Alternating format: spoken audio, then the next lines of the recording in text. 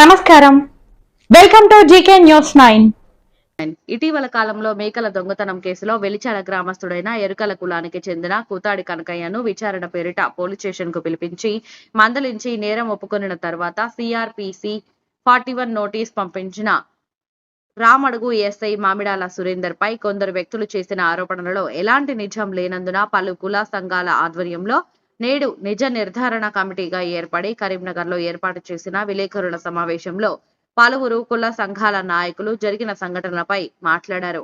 ఈ యొక్క కార్యక్రమంలో తెలంగాణ ఎస్సీ ఎస్టీ సంక్షేమ సంఘం రాష్ట్ర అధ్యక్షులు తాడగొండ సత్యరాజ్ వర్మ, తెలంగాణ అంబేద్కర్ యోజన సంఘం రాష్ట్ర బీసీ ప్రధాన కార్యదర్శి సుద్దాల లక్ష్మణ్, బీసీ సంక్షేమ సంఘం రాష్ట్ర ప్రధాన కార్యదర్శి ఆది మల్లేశం పటేల్, ఎస్సీ ఎస్టీ మహిళా సంక్షేమ సంఘం జిల్లా అధ్యక్షురాలు దారా స్వరూప, ఎంఆర్పీఎస్ జిల్లా అధ్యక్షులు గోషిక అజయ్, గౌడ సంఘం జిల్లా ప్రధాన కార్యదర్శి నేరెళ్ల అంజయ్య, బుడ గజంగం జిల్లా అధ్యక్షుడు కల్లం అంజయ్య, ఎస్సీ ఎస్టీ సంక్షేమ సంఘం నాయకులు మచ్చ డేవిడ్, క్రిస్టియన్స్ సంఘం నాయకుడు కనకం డేవిడ్, సిపిఐ సహాయ కార్యదర్శి శనిగారపు సురేష్, కుమారి సంక్షేమ సంఘం జిల్లా కన్వీనర్ కల్వచర్ల కనకలక్ష్మి తదితరులు పాల్గొన్నారు.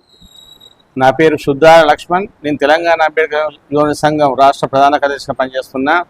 ఈ మధ్య కాలంలో రామడుగు ఎస్ఐ సురేందర్ గారి పైన గొర్రెల దొంగతనం కేసులో కుతాడి కనకయ్య గారిని తీసుకుపోయి చిత్రహింసలకు గురి చేసి థర్డ్ డిగ్రీ ఉపయోగించి ఘోరంగా కొట్టడం జరిగిందని చెప్పి కూడా కొన్ని ప్రజా సంఘాలు మరియు వారు ఆరోపణలు చేస్తున్నారు. వారు చేసే ఆరోపణలు మేము పూర్తిగా ఖండిస్తున్నాం.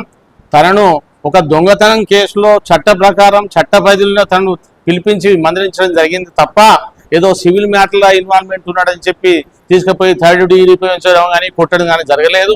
దాని ఎస్ఐ అనే సామాజిక వర్గానికి గత 20 సంవత్సరాల నుంచి తను ఉద్యోగం చేస్తూ అన్ని వర్గాలకు కూడా అంటే నేర చరిత్ర ఉండగానే నేరస్తులను మార్చే ప్రయత్నం చేసింది తప్ప ఎవరిని కూడా ఇవరకు ఆ రకంగా చేయలేదు. మరి దానికి కావాలని కొంతమంది దాని వెనుక ఉండి ఇలా హ్యూమన్ రైట్స్ కమిషన్ అని ఈ కమిషన్ ఆ కమిషన్ అని చెప్పి ఎస్ఐను సస్పెండ్ చేయాలని చెప్పి బదనాం చేస్తున్నారు. అది కరెక్ట్ కాదు. అది సో వాస్తవంగా ఏదైనా సివిల్ మ్యాటర్లో అట్లాంటివి చేసే పరిస్థితి ఉంటే దానికి మేము కూడా ఖండిస్తామని చెప్తున్నాం.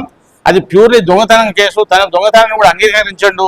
ఆయనకు నేర చరిత్ర ఉంది కాబట్టి ఎస్ఐ గారు చట్ట ప్రకారము చట్ట పద్ధతిని తనను పిలిపించి మందలించడం చేయడం జరిగింది.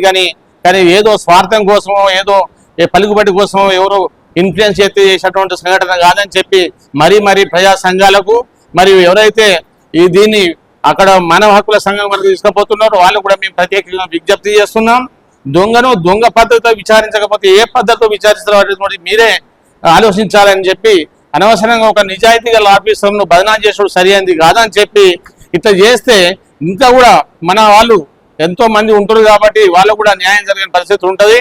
ఇది దొంగతనం జరిగినటువంటి సంఘటన కాబట్టి దొంగతనం ఒప్పుకోవడం జరిగింది కాబట్టి దాని విషయంలో ఆలోచించాలి తప్ప ఎస్ఐని సస్పెండ్ చేయాలి అంటే మాత్రం ఈ సామాజిక వర్గాలకు మరి అట్లాంటి ఎస్ఐ గారు ఉండడమే అది మరి ఆయనను కూడా మనం అది చేసుకుంటే కూడా కరెక్ట్ కాదని చెప్పి ఈ సందర్భంగా నేను మా ప్రజా సంఘాలకు మరియు దళిత సంఘాలందరూ కూడా విజ్ఞప్తి చేస్తున్నా.